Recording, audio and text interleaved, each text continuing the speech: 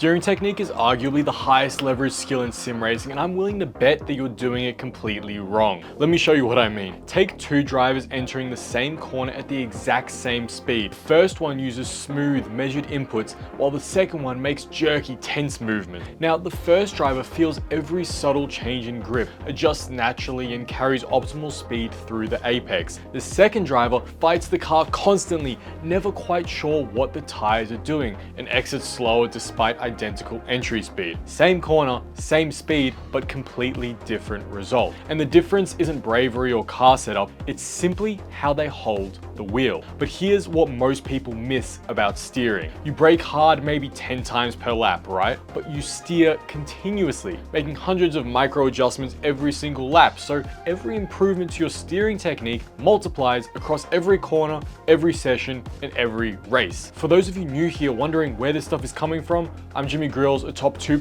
iRacer, and I've helped thousands of drivers find speed they didn't know they had. And the thing I've learned from coaching all these drivers is that everyone obsesses over braking points and racing lines, but the drivers who steer poorly will always struggle, no matter how good their other skills are, because steering is the continuous interface between you and the car. Get it wrong and everything else falls apart. So today I'm going to break down 4 steering concepts that will immediately make you faster. And these aren't advanced techniques that will take months to practice. These are fundamentals that most drivers just never learn. Once you understand them, you'll wonder how you ever drove without them. Now, if you don't learn this stuff, you'll keep white knuckling the wheel, filtering out the information your car is trying to give you, and wondering why fast drivers seem to have some secret feel for the car that you don't. But if you do learn it, you'll suddenly understand what the tires are doing at every single moment. So let's get into it.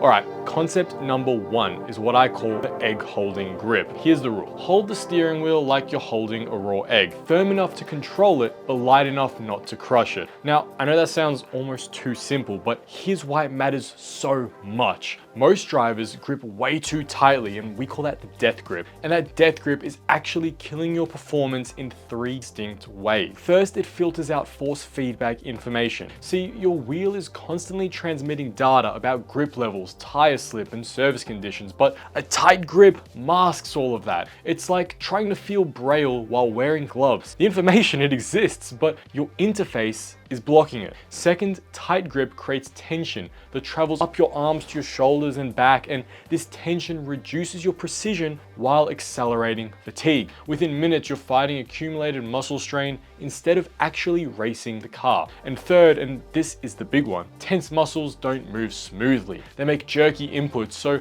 when the rear steps out and you need a smooth, measured counter steering, your tense muscles deliver abrupt, oversized corrections instead, and you end up correcting your corrections in this endless cycle. Here's how you can test this yourself. Next time you're in a corner, grip the wheel as tightly as possible and notice how your forearms tense up, your shoulders rise, and the subtle vibrations just disappear from the wheel. Then repeat that same corner with minimal grip, just enough to guide the wheel, and the difference in information flow is dramatic. That's exactly what you're looking for. And look, light grip doesn't mean weak control. Your hands stay actively engaged and ready to respond, but they respond to the car rather than forcing the car to respond to them. That's the key difference. Okay, so now you've got light grip, but what do you actually do with all that information the wheel is sending you? That brings us to concept 2, treating force feedback as data. And here's the shift in thinking that changed everything for me. Force feedback resistance isn't just something to overcome. It's data about what your car is doing right now. When resistance is high,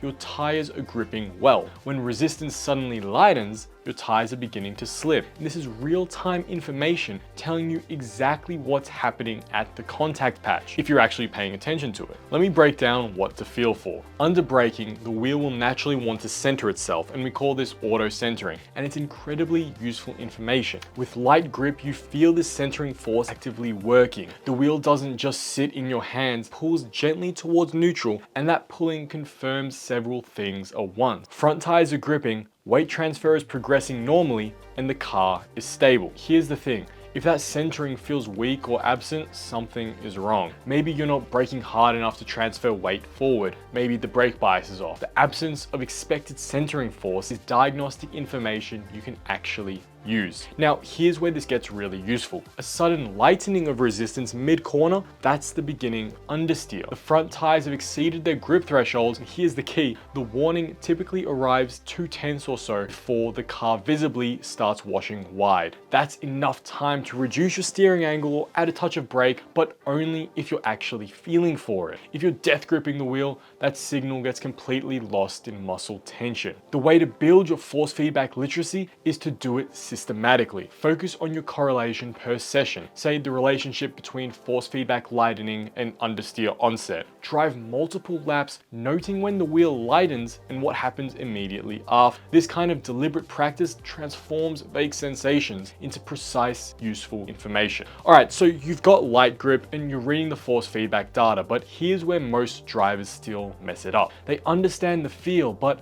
the actual inputs, they're all wrong. Which brings us to concept number 3, progressive steering, and this is where physics really start to matter, so listen up. The rate at which you apply steering input makes an enormous difference. There's progressive steering, which it builds the angle gradually, and then there's snap steering, which, like the name, it's when you apply the angle suddenly. And guess which one most struggling drivers defaults to. Here's the physics behind it. Tires don't respond instantaneously. They have compliance. The contact patch needs to deform, load needs to redistribute, slip angle needs to build, and these processes take time measured in fractions of a second. Progressive steering respects those dynamics. You add 10 degrees of angle over half a second and the tires load progressively. At each instant, the tire is operating within its current capacity and you get maximum grip without exceeding limits. Snap steering violates these dynamics completely. You add 10 degrees in 1/10 of a second, and that sudden demand asks the tires to generate full lateral force before they've had time to properly load. Here's a practice drill for you. If you normally complete turning in about 3/10 of a second, try stretching it to half a second. Notice how the car settles more smoothly, then gradually reduce that duration until you find the fastest progressive rate. Quick enough to be time efficient, but not so fast that it overwhelms the tires. And here's a counterintuitive principle that might surprise you. Using less steering angle than you think you need often produces better rotation than using more. I call it the less is more principle. Excessive steering overloads the front tires, they slip more, produce less lateral force, and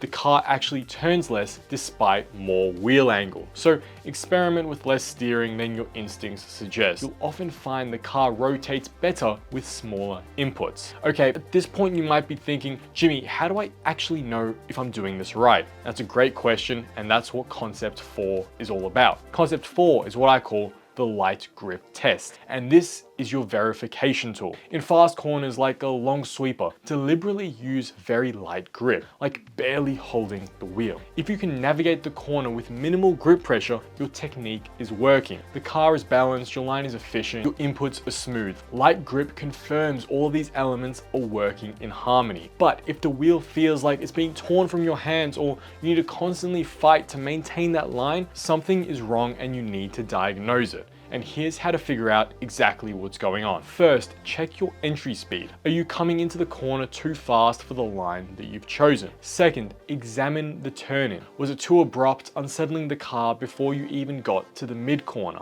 And third, consider mid-corner balance. Is the car pushing or going loose, requiring constant correction? The reason this test works so well is that light grip removes your ability to compensate for any underlying problem. Tight grip lets you muscle through poor lines and mask setup issues and override imbalances brute force. Light grip exposes the actual quality of your driving with nowhere to hide. So use this test regularly, but select. Don't test at absolute limit. Start at a 90% pace where there's a safety margin. And don't test every corner, every lap, but definitely test when you're struggling with a particular corner, because the light grip test often reveals exactly why you're struggling. So in case your attention span has dropped off a little, here's how all of this connects together. Light grip enables you to receive force feedback data. That force feedback data tells you what grip is actually available. That knowledge allows you to apply progressive inputs that match the available grip. And the light grip test verifies the whole system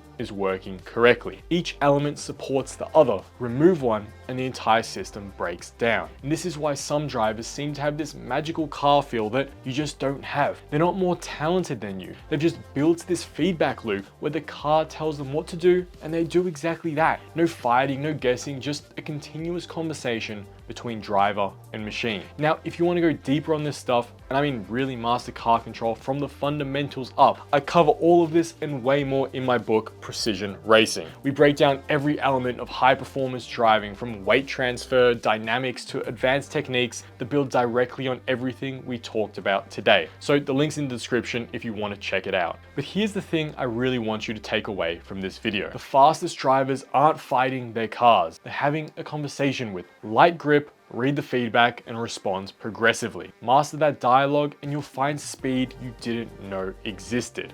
But if you want to learn how to actually trail brake, you can check out that video here.